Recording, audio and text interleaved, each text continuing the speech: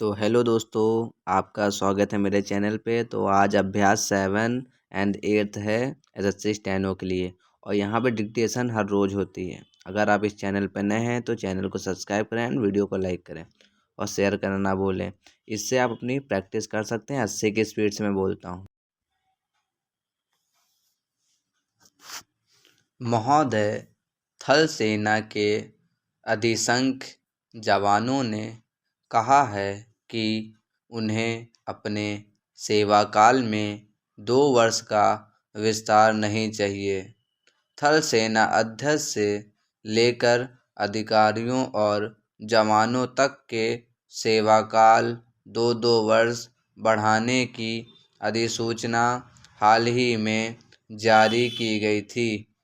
इस अधिसूचना के बाद थल सेना मुख्यालय ने देश भर में अपने जवानों का एक सर्वेक्षण करवाया, जिसमें उनसे पूछा गया था कि वे 2 वर्ष का सेवा विस्तार लेना चाहेंगे या नहीं। विश्वस्त सैन्य सूत्रों के अनुसार थल सेना के 88% जवानों ने कहा कि वे सेवानिवृत्त होने के बाद 2 वर्ष की अतिरिक्त सेवा नहीं करना चाहेंगे।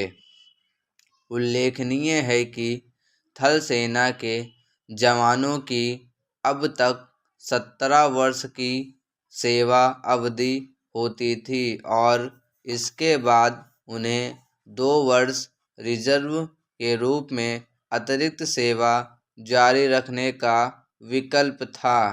जवान या तो अधिकतम 19 वर्ष की नौकरी कर सकता था या अधिकतम 40 वर्ष तक सेवा में रह सकता था। लेकिन अब सरकार ने 17 वर्ष की सेवा के बाद 2 वर्ष की अतिरिक्त सेवा और इसके बाद 2 वर्ष की रिजर्व सेवा या अधिकतम 42 वर्ष तक सेवा देने की अनुमति दे दी है। लेकिन अधिसंख्य जवानों ने कहा है कि सेवानिवृत्त होने के बाद वे 2 वर्ष की विस्तारित सेवा का विकल्प नहीं चुनेंगे, अर्थात वे 40 वर्ष की उम्र के बाद ही सेवानिवृत्त हो जाना पसंद करेंगे। जवानों की 2 वर्ष की सेवा विस्तार नहीं लेने का इच्छा पर यहाँ सैन्य हलकों में आश्चर्य व्यक्त किया जा रहा है। सूत्रों का कहना है कि शायद इसका कारण सेना की नौकरी से जवानों का उकता जाना है। देश में कश्मीर सहित कई राज्यों में विद्रोह और आतंकवादी गतिविधियों के कारण सेना के जवानों का जीवन काफ़ी कष्टकर हो गया है और उन्हें अत्यधिक प्रतिकूल व कठिन परिस्थितियों में ड्यूटी देनी पड़ती है। वास्तव में विद्रोही गतिविधियों को कुचलने का सर्वाधिक भार थल सेना के पैदल जवानों और कनिष्ठ अधिकारियों पर ही होता है।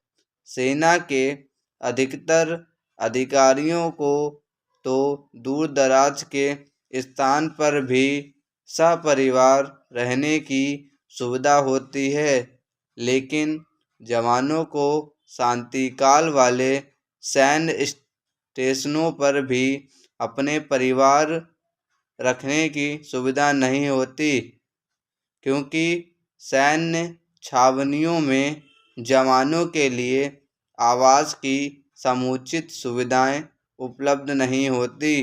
अपने परिवार से दूर रहने वाले ये जवान अपने गांव लौट जाना चाहते हैं। महोदय, स्वरोजगार से जुड़े लोगों की एक बड़ी समस्या होती है उनकी मासिक आय का अनियमित होना। कभी कभी तो काफ़ी अच्छी आमदनी होती है और कभी कभी परिवार का खर्च चलाना कठिन हो जाता है। छोटे स्तर पर या मध्यम स्तर पर स्वरोजगार करने वाला इस तरह की परेशानी से प्रायः सामना होता रहता है।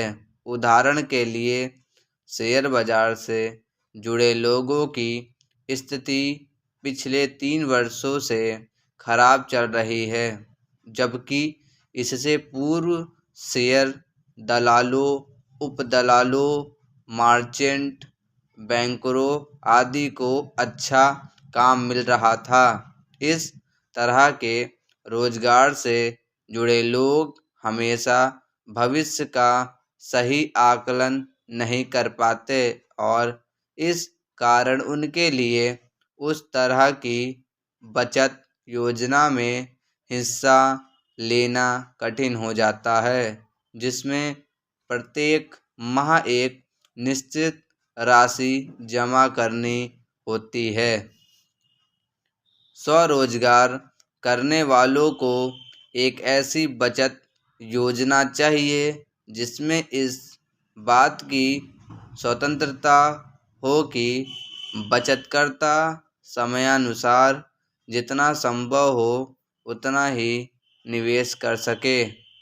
सार्वजनिक भविष्य निधि भारत सरकार के वित्त मंत्रालय के अधीन चलने वाले विभाग राष्ट्रीय बचत संगठन की ऐसी ही एक योजना है। पीपीएफ में आप चाहे तो प्रत्येक महीने पैसा जमा करा सकते हैं और यदि आर्थिक संकट में हैं तो पूरे वर्ष में मात्र एक बार केवल 100 रुपये जमा करके भी अपने खाते को जीवित रख सकते हैं। लेकिन यदि किसी कारण से यह 100 रुपया भी आप किसी वर्ष नहीं जमा करा पाए हैं तो भी कोई बात नहीं। इस 15 वर्षीय बचत योजना में प्रति वर्ष न्यूनतम 100 रुपये की राशि के साथ 10 रुपये दंड के रूप में जमा कर आप अपना खाता जीवित रख सकते हैं। यदि यह भी नहीं करते तो भी कोई बात नहीं। आपने जितना रुपया अपने खाते में जमा किया है उस पर ब्याज जोड़कर जो राशि बनती है 15 वर्ष पूरा होने पर वह आपको मिल जाएगी।